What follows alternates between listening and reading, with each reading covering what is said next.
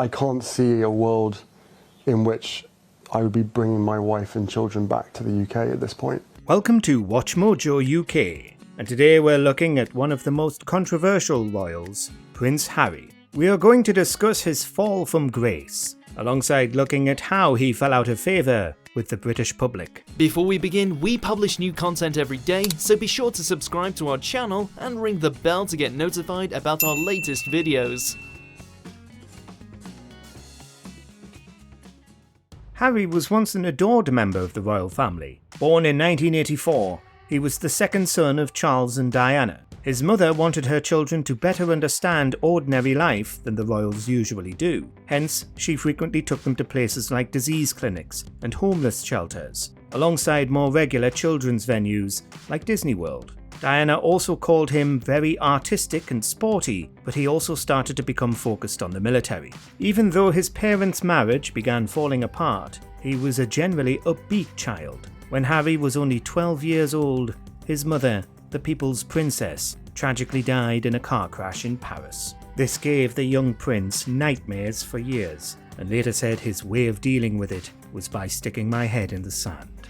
As a teenager, he managed to secure a place at Eton College, where he acquired 2 A-levels, a B in art and a D in geography. At the time, there was a scandal claiming staff had helped him cheat on his exams, a claim debunked by his mediocre final grades. He had numerous controversies as a teen, like smoking a Class B substance in 2001. In response, his dad took him to a London rehabilitation centre, then tried scaring him away from substances by showing him the local addict. After graduating, he took a gap year and travelled the world, getting involved in charity work along the way. In 2005, he joined the Royal Military Academy Sandhurst, and 44 weeks later, he was a second lieutenant in the Household Cavalry.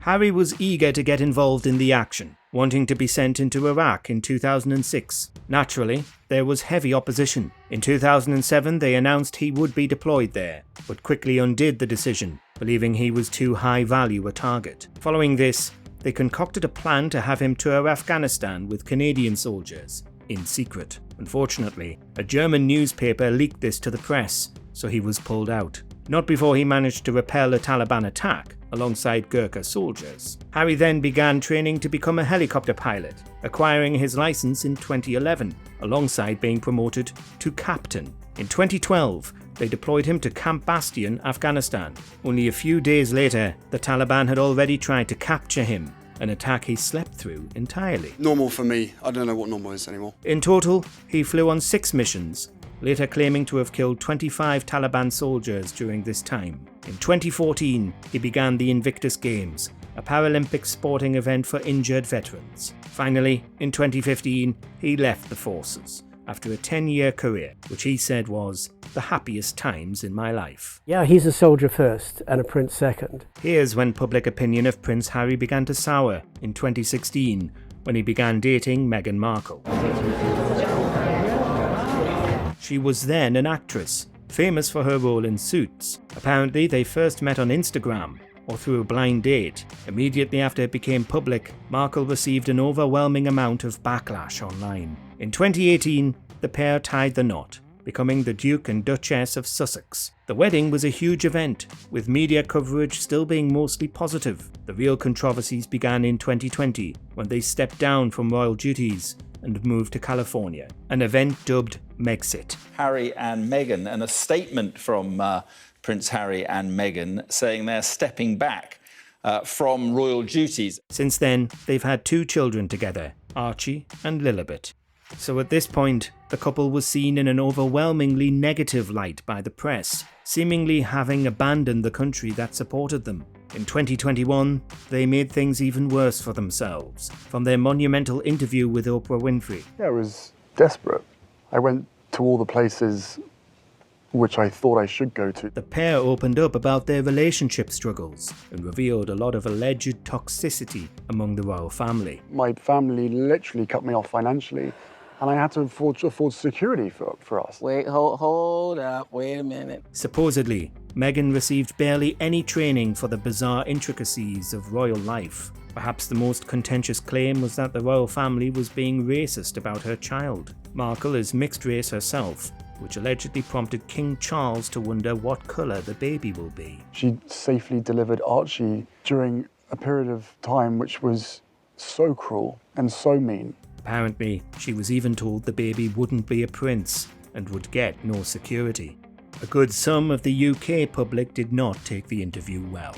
Polls revealed only 31% of the public had a positive view of Markle, with 58% feeling the opposite. It also showed the older generation dislikes the couple significantly more than the younger generation. Figures like Piers Morgan began slamming the couple, claiming they were trashing our royal family. She didn't. She was a 35-year-old Hollywood star divorcee. Additionally, the pair portrayed themselves as victims, yet they're both extremely wealthy. Others criticised the interview, saying it's like they're airing their dirty laundry in public. Another complaint is that despite their retreat from royal life, the pair still use their royal connections to make easy money. Finally, they rarely admit to any personal mistakes, pinning the blame on others.